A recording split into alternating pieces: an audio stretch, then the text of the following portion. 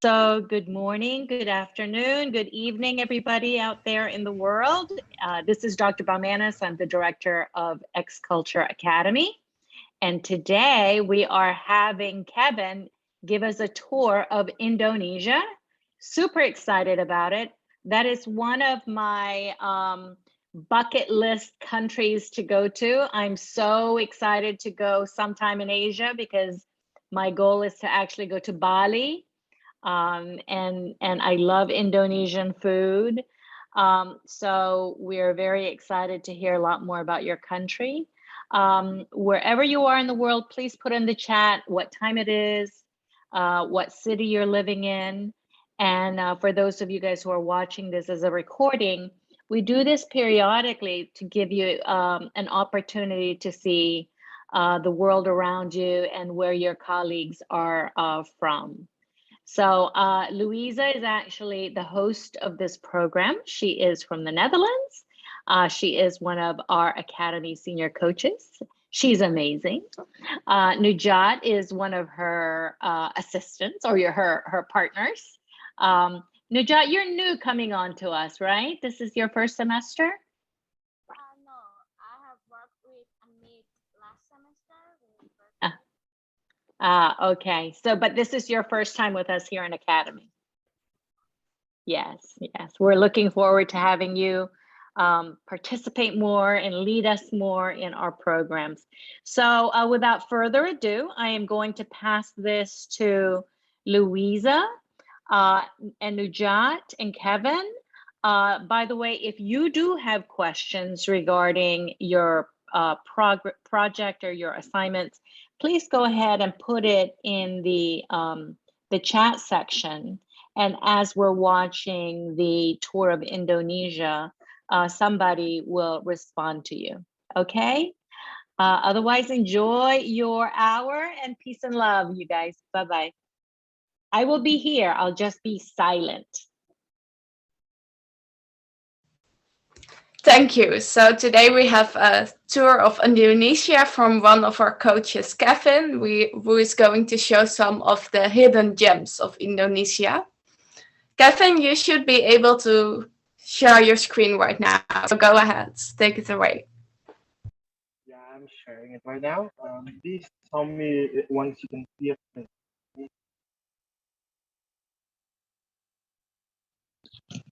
Yes, we can see it. Okay, so welcome everyone. My name is Kevin, and this is my first semester as a coach. Today, I'll be bringing you throughout wonderful Indonesia. But first, I'll talk about some unique facts about the country. Right. So, general information. Indonesia has a size of There's at 1,919,440 square kilometers, in which most of it is land and 93,000 square kilometers of it is water. With the vast majority of with many waters surrounding Indonesia, Indonesia is also called an archipelago country because it's spread among islands. The number of islands, we have 17,000 plus islands, 6,000 of which are inhabited. Like you can't live in those islands. With this much number of islands, you would expect us to be with the most islands, but Finland and Canada beat us to it. But people might say so because their islands are small ones, like in the middle of lakes. In Indonesia, you have to subscribe or submit to either of these six religions. In the list I placed there, it's from the most populated one to the least one. So we have Islam, which is Indonesia is the biggest, I guess, with the country with the most population of Islam in the world. Next is Christianity, then Catholic, Hinduism, Buddhism, and Confucianism. In Indonesia, there is over 1,300 ethnic groups and over 800 languages as of 2019. So Bali. I'm sorry, Dr. Lee, we're not gonna talk about Bali today, and here's why we're not talking about Bali. Because Indonesia has like a very big, like, as you can see, it's like very many, like you're only exploring one island.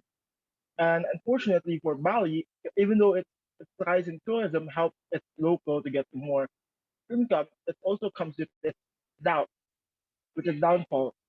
That is, locals are now fighting with tourist industry, and like, prices are increasing in Bali, like prices of land. So the traditional Balinese people can't afford it anymore. They're moving out of Bali. And so the government in Indonesia is trying to promote other places to visit that are equally beautiful. The program is called Bali Baru, which is the like for new Bali, so like people will just travel there more. So here is where we're gonna travel. So we're gonna go to four different places, and a bonus one at the end. First, we're gonna talk about Toba Lake, then Labuan Bajo and the Komodo Islands, Borobudur Temple, and the Wakatobi Island. So first of all, Lake Toba. Now, Lake Toba is in the Sumatran region of Indonesia. It's like one of the, it's in the, I guess like west biggest, the biggest island in the west of Indonesia. And there's actually a folklore regarding this, a traditional story. Once a guy named Toba came, like went fishing and caught a goldfish. The goldfish turned into a girl. She was like, "I'll marry you, but please do not like tell my secret." And they married and they got a child. And one day the child was being asked by the mom to bring. The child was pretty lazy. The child's name was Samosia. The child was pretty much very lazy and like likes to eat. So one day when the mom asked Samosia to bring food to his father, on the way there Samosia felt hungry. So Samosia ate the food, half of it. And when it reached Toba, his dad, the food was like half gone. So like Toba got mad and like cursed like, "You son of a fish!" And then Samosir went to his mother and asked if it's true. And all of a sudden, they both Samosir and the mother disappeared, and water started springing out of the place. And now that lake that that was caused by the water springing out was called Danau Toba. And the island in the middle, as you can see here, in the middle of the screen, is called the Samosir Island after the child name. So what can you do in, well, Lake Toba and Samosir Island? First, you can visit local villages.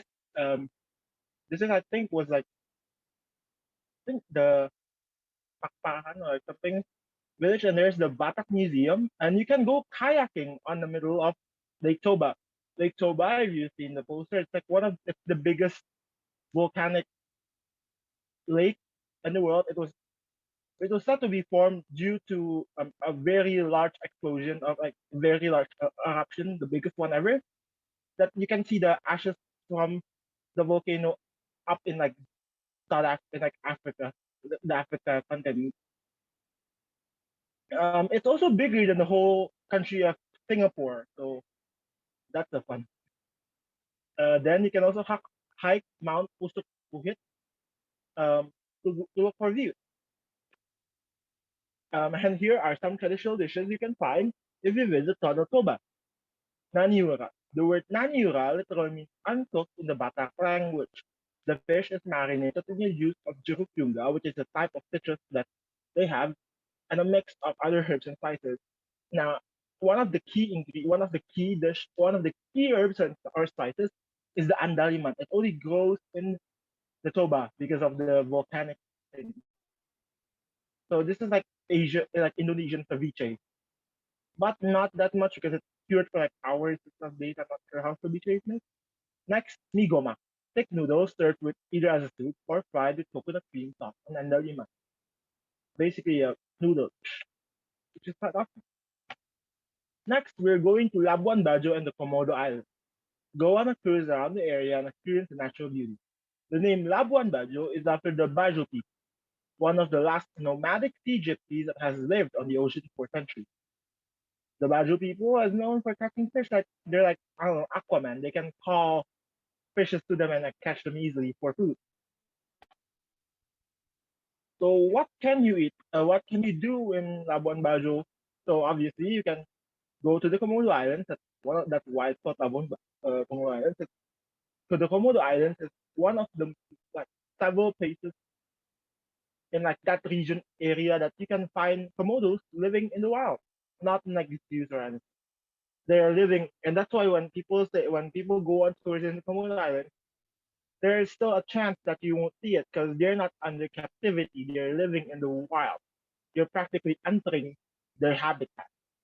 So beware, because the last time, I think the last time someone got killed was in 2017, where a Singaporean photographer got bitten like a bacteria from the mouth of the Komodo. Because like there's like several teams, like number like between 10 or 20 bacteria inside the Komodo mouth, so you can get infections like 18 this way.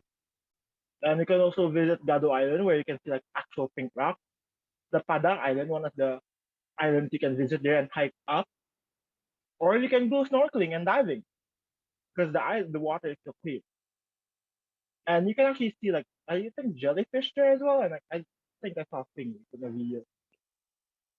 Some dishes you can find here is ikan ko asam, which is a fish in sour, but literally ikan is fish, and asam is sour, kuai soup, and rumpu rape, which is sauteed cooked cassava leaves, papaya blossom, and leaf.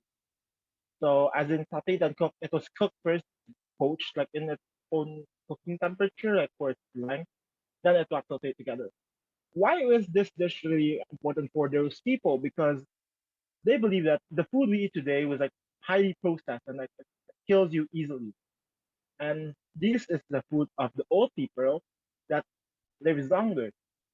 So they also eat it. It also serves with fried anchovies, which makes this dish not really like vegan or vegetarian friendly unless you do take out the anchovy, the dried anchovy, pretty popular in this area. Next, we go to Borobudur Temple.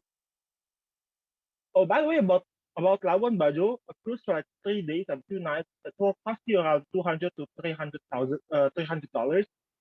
So yeah, that's just in case you wanna visit there someday. It costs around 200 to 300 for like 2 to 3 nights, I guess. The Borobudur Temple is the biggest Buddhist temple in the world. It's a 9th century Mahayana Buddhist temple in Magelang Regency. It is the world's largest Buddhist temple. The temple consists of 9 platforms, 6 squares and 3 circulars, topped by a central dome. What can you do while you're in the Borobudur area? Obviously, you can go and take a tour of the Borobudur temple.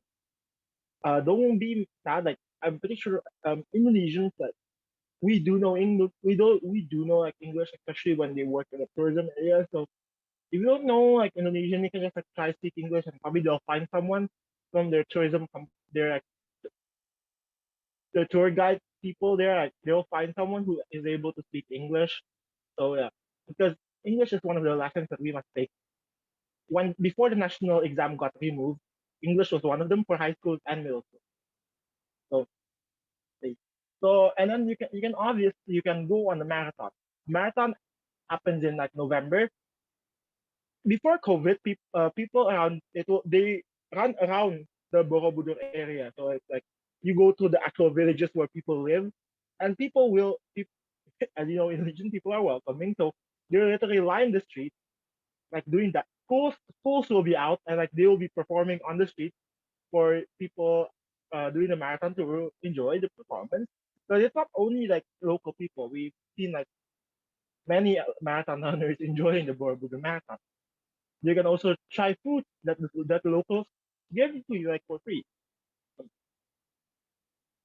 But due to COVID, they eventually changed. I think they rerouted it to like go around just inside the gated area of the Borobudur temple so that you won't COVID. So this year they have been planning for this since the last marathon ended. So if it may happen this year, you might want to join in. Just go to Borobudur. Like I think they have the link sign up in Instagram. Then obviously you can go to also Malioboro Street. Malioboro Street is an hour and I think an hour and 15 minute drive away from the Borobudur area. This is like one of the most popular streets actually, sorry, in Jakarta. Like I have one thing there from up there, as you can see, it's like a car plate that you can buy in one of the stores. You'll also see that pretty many of them people using there because like especially for non actual like the thing that you need those are for decorative purposes only. What can you eat there? We have the gudeg, which is a young unripe jackfruit stewed for several hours with palm sugar and coconut milk. The gudeg itself is completely vegan. It's just jackfruit cooked for long hours. It's sweet, so you if you don't like sweet, then you probably not. But although it is being it's vegan, it's usually served with like three other proteins. Usually a fried chicken, poached egg, yeah, an egg that's also cooked with that stuff, and also like I think it's called cow skin crackers that is like soaked in oil. So it's like good. It's like chewy. It's good. That's my favorite part of this. Next, next it is bakpia, which is also I think Dr. B may correct me if you know the hopia. It's similar, I think, to the one in from the Philippines. It's bakpia is like bean filled mooncake like pastry. So it's pretty small, like it's bite sized. It could be big, but generally what I got when I got it is bite sized. They also have now a new creation. It's the steamed one. Now a clue with this: if you deep fry it, it's gonna be good, but it's like super oily. Because I love fried food, so I tried frying this one. It was great. Wakatobi. Now we're not gonna stand for this so long because I accidentally sent this without doing research at the start. So what is Wakatobi? Wakatobi stands for Wangi Wangi, Tomiya, and Binoko. Like the Wa from Wangi Wangi, Ka from To from Tomiya, and B from Binoko. It's the Kai somewhere. Um, the this is located, I guess it's in the Kalimantan or like Sulawesi Islands. It's on top. It's on the eastern island. And this is a place where you, if you like to snorkel and like dive, you can go here. There's like many places to go, as well as like caves to visit. Last but not least, the bonus one, Jakarta, the capital city. Here's what you can do to visit. So Indonesia's independence was in 1945. I had to sing the song in the memory. Before that, Indonesia was colonized by I think the Polish first, and 300 years of the Dutch and 3 years of Japan. This, the Kota Tua, is the remnant from the Dutch colonization era. So like yeah, it's already there. It's like I think it's building in Patahima Square. If you watched The Amazing Race Asia, you probably recognize this place. They have to pick bicycles on the challenge on the I think it's like a roadblock or a detour. It was a detour. They had to fix bicycles during a detour. Then you have the Chinatown, which yeah, I've been there. Like it's fun. Like you get to eat food. That's what I like. Generally I like food. That's why you see food so much. Then you can also visit National Museum, which you can see over like 1600,000, I guess. I forgot. But there's some elements from so like the past. Obviously, it's a museum. This is the National Monument, not the National Museum. Sorry, but there is like a museum underneath. And the thing you see on top, if I can annotate myself, I'll do it to show you guys. This part here, people say that's real gold, like really big real gold. So yeah.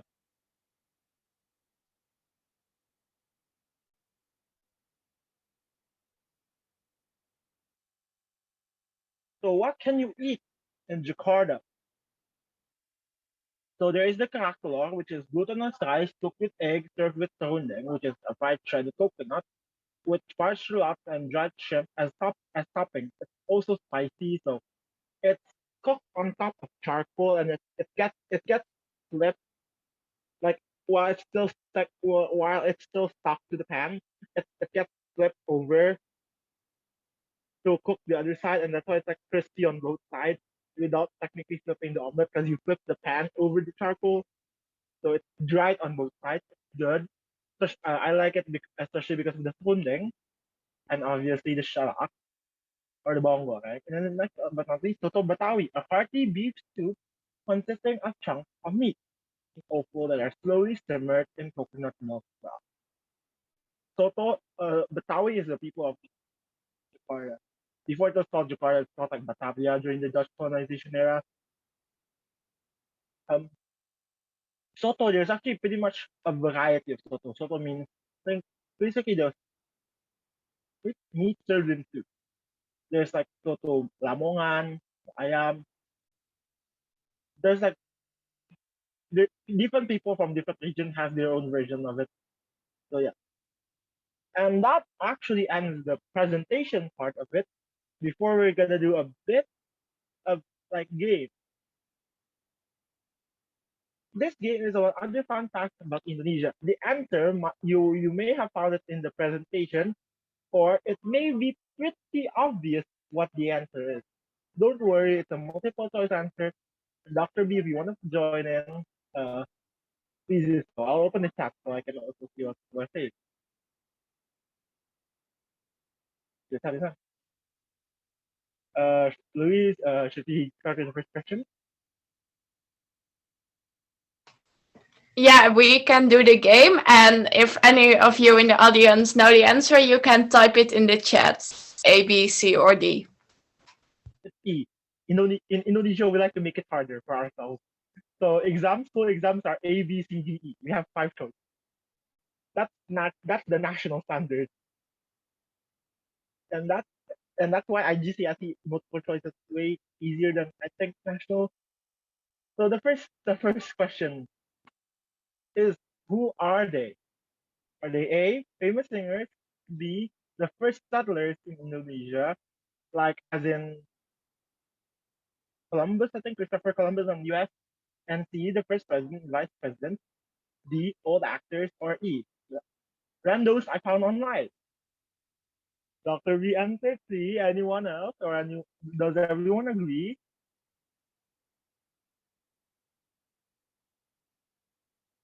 It yeah, yeah, okay. Yes, this is C. This is the first president and vice president of Indonesia. Their names are Sukarno and Hatta. The proclamation of Indonesia was read in Jalan Pegasan Timur, number 56, as he read it, the president read it. The proclamation was pretty short and pretty concise. Anything to think about them later on? If I think of something, I'll go back to it. All right.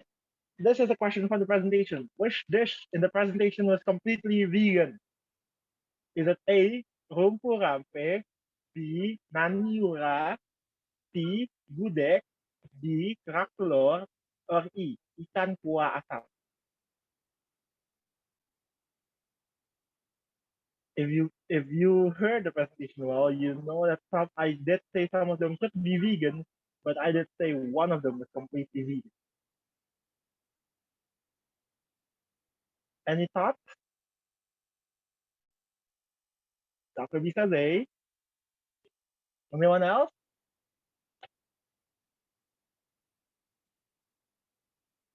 Right.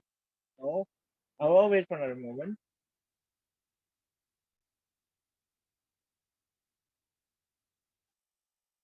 All right, so it's not A or E. It's C. A has dried anchovy. B is ceviche. C is the jackfruit. D is egg. And I know egg isn't vegan, right? It's vegetarian but not vegan. And E, ikan kuah asam. Ikan literally means fish. That's okay. Next, who is she? A famous Indonesian tenor singer. B, a famous dalang. Dalang is a traditional Javanese narrator for a wayang kulit performance. C, the first female president.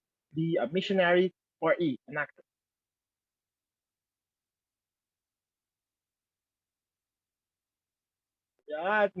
Yeah, everyone says C. Yes, C. She is our first female president. Her reign was in 2001 to 2004. Fun fact about her: if you remember the two guys before, these two people, she is basically the daughter of the first president. It doesn't make sense because Indonesia's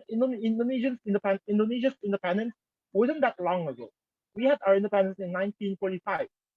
So the president still has a daughter that still lives today and still is doing politics in Indonesia. Her name is Megawati Soekarno Putri. The last name is basically similar to how Thor got his name. Thor from Marvel, Odin's son. Her name is Sukarno Putri. Sukarno is the name of the dad, and Putri is is like daughter. It also means princess. So like literally, if you're Indonesian, you call your daughter like actual like princess, but it's also like a common saying for daughter. So yeah. Which former U.S. president once calls Indonesia home. Dr. B might know, or anyone in the audience might know. He said it. He said it several times. Is it A. Richard Nixon, B. Barack Obama, C. Ronald Reagan, D. Gerald Ford, or E. Lyndon B. Johnson? Fun fact: I only had to research three other names besides the one and the other one that I know from the top of my head. Yes, Barack Obama did call Indonesia home. He lives in Jakarta back then when his mom married an Indonesian man. And I think there's even like a fried rice restaurant named after him, like near his old house. He went to Indonesia once, and I believe they went to Bogor. And another fun fact: Indonesia has two White Houses. The president has two houses, which is just like 2 hour drives if it's not traffic jam. It's 2 hours drive away from each other. One's in the capital, and the other one's in the mountains. Which I know exactly where it is because my favorite hotel to stay is near the presidential palace. It's also known to have deers in it, so people feed deers through the fence of the government palace in Bogor. Next, why was Bahasa Indonesia set as the national language of Indonesia? Is it A, most spoken language, B, the easiest language to master from the traditional languages, C, the Dutch thought of it, D, as a lingua franca, or E, the Malay suggested it? C, why was he a choice? Well, Louisa, you may open your mic and I'm going to ask you several questions about your language. So hopefully you know the word. What is the Dutch term for refrigerator? Koelkast. That's exactly what we call our refrigerator, koelkast. What's your term for office? Kantoor. Exactly, same thing, kantoor. Parrot? Ouders. Wait, wasn't that supposed to like have the W in front, or is that something else? Because I think it's a different translation, because I thought it was mortal. Well, I guess. So Dr. B thinks it's A. Well, I'm going to tell you it's not A, so Dr. B, you have another shot. It's not the most spoken language. The most spoken language in Indonesia is Javanese. And Javanese is hard. Like the writing is, you know how hard, what do I call it? Cursive is. Javanese is like cursive, but on the next level.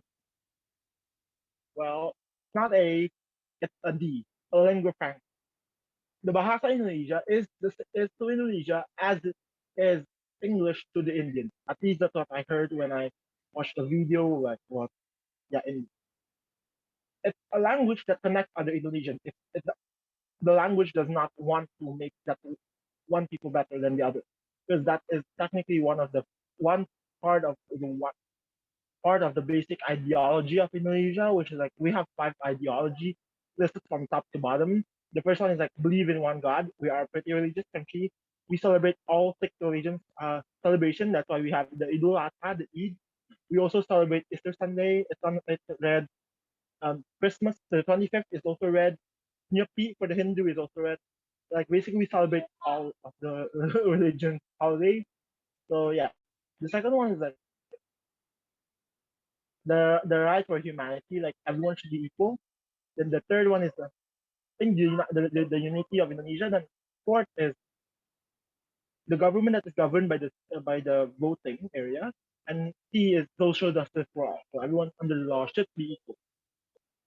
That's just another fact. Which dish in the presentation is basically an omelet? Is it A, rumporante, B, nanura, C, bapia, D, crackle, or E, ikan kwan? I did use some of the choices from the previous one, so if you listen to what I said about the previous one, you might know which one is which.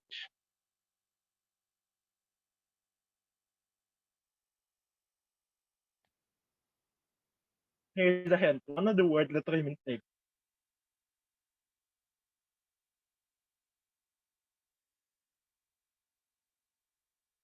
It's D. Yeah.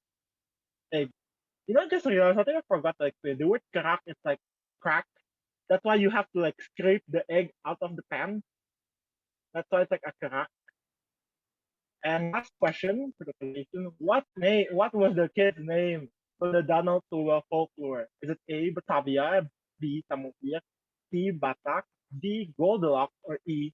Toba?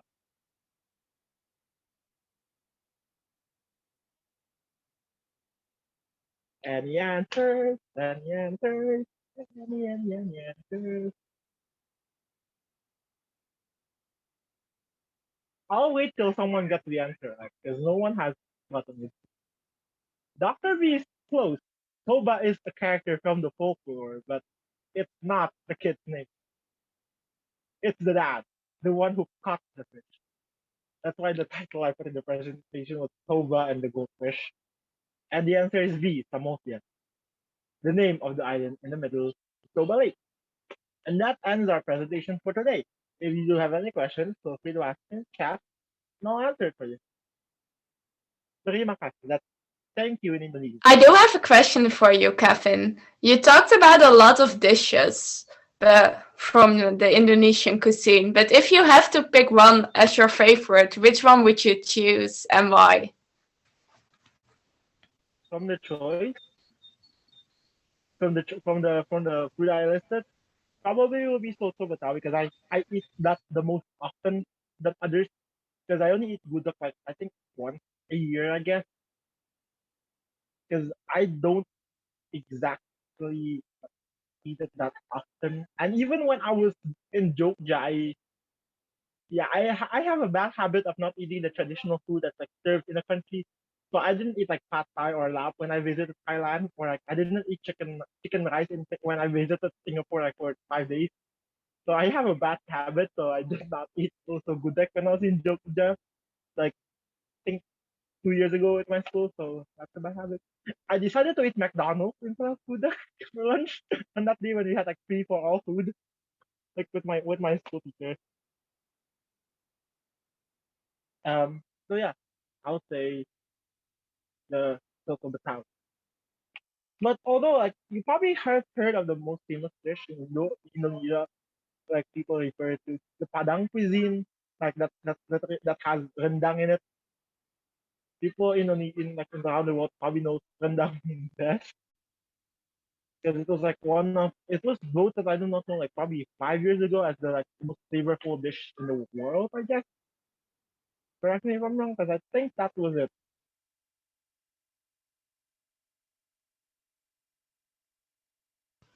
Thank you, Kevin. It's definitely a very interesting cuisine. Does anyone else have any questions for Kevin? You can put them in the chat. Wait, Dr. B, you tried tapat pinggang? Well, my favorite restaurant in South Florida is a restaurant called Krakatoa, and it's run by a friends of mine, John and Abe. Abe is the chef, and he's Indonesian. And it was visited by a famous American food critic, and they have taken off since then. Let me see if I can find it for you guys. But it's called Krakatoa. Let me see, Krakatoa. I even did a commercial for them. So if you go on Instagram, Krakatoa, I think it's called Krakatoa Cuisine. Krakatoa Cuisine. That's definitely not the only thing that's called Krakatoa in like Florida. Instagram. It's Hollywood, Florida. If you go on their Instagram, you'll see I did a commercial.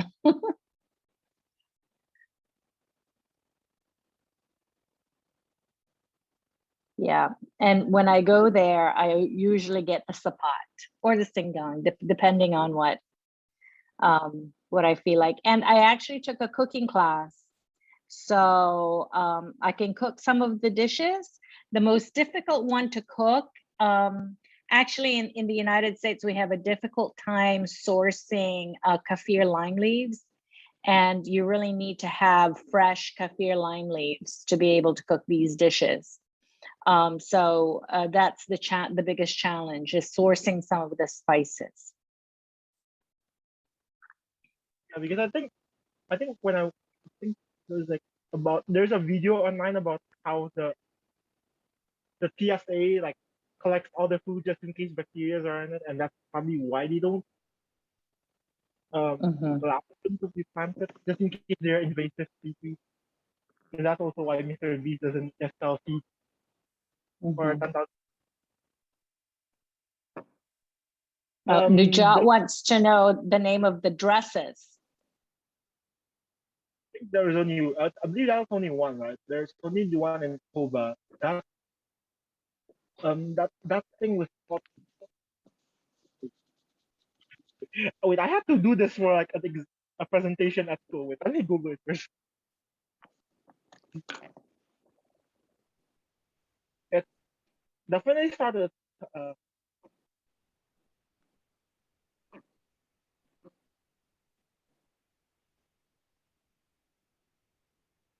Ulos. It's called Ulos. Yes, but because I remember I had to do this. I had to bring it to school for um youth touch day.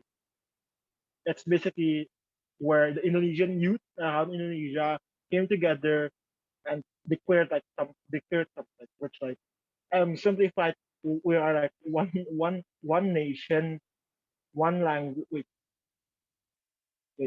Yeah, definitely one language, one nation, one motherland. That's what they concluded during Youth Touch Day, which was before the independence.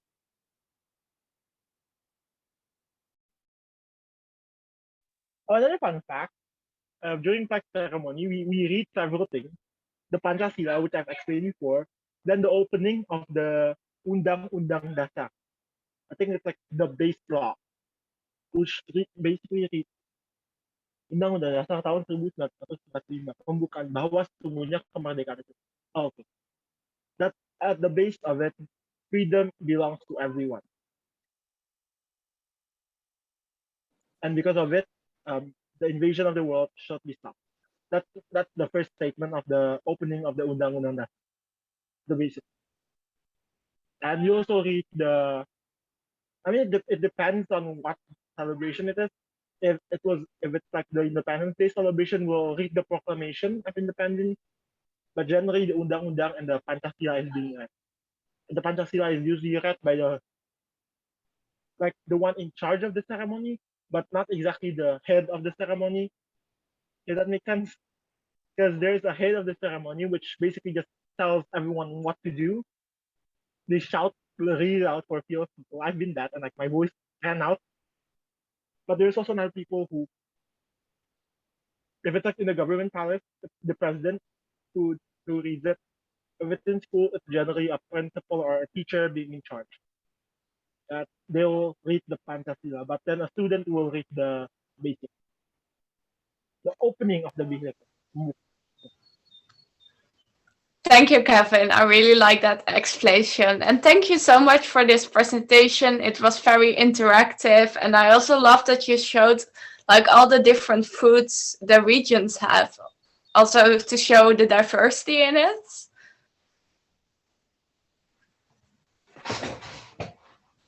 So if there are not any further questions for Kevin, also if you have any questions about the X-Culture project, you can also put it in the chat. And Dr. B, do you want to say anything? No, I think it was great. Kevin, thank you so much for hosting our Indonesian trip. So now I'm not just going to go to Bali. I'm really interested. You know, once upon a time, my goal was to go to Bali, and then I was going to go to to Angkor Wat. But now that I see that you have actually the largest Buddhist temple, ancient Buddhist temple, I can just stay in Indonesia. So, and it's so affordable for us Americans, right? You know, for us, it's if you want to pay if you want to stay in a 5-star resort, it's typically like, you know, $700-800 per night. And I was just checking online all the prices of, like, for example, the let me see, the one that I was looking at in, let's see, it is in Seminyak, Bali. I mean, it's so affordable. They $81 for a 5-star resort. And it's just amazing. You know, it's only 10% of the price here in the United States. And it looks beautiful. So I'm super excited to go to Indonesia now. And is it correct that Indonesia, if you combine all of the islands, it's one of the largest countries in the world? Kevin, do you know, have you ever heard that? No, but I did collect the data. There was like wait, let me just go back to the start of this. It's there. The land area, because if you include the water. Yeah. Well, I mean, you know, you can never, when you read it on the internet, it's like you have to verify it, right? So I have to go to a source that's more accurate. But it is a beautiful country surrounded by water, and I heard that the Indonesian people are just wonderful people. So of course, Kevin, you're here, so obviously you're wonderful people. So thank you so much for the presentation, and for those of you guys out there in X Culture Academy world, good luck with your projects, continue to do well. For my students out in Ukraine, please continue to do your assignments, please continue to participate. I know it's hard to accept, but this too will pass. This too will pass, and we will all grow to become better humans, better humanity for it. Okay, so keep brave, keep strong, and continue to your studies, because we will need your cultural intelligence when everything passes. So everybody, thank you so much. Peace and love. Anything else, Louisa? No, thank you all so much for coming, and good luck with finishing up your report, of course, the last few weeks.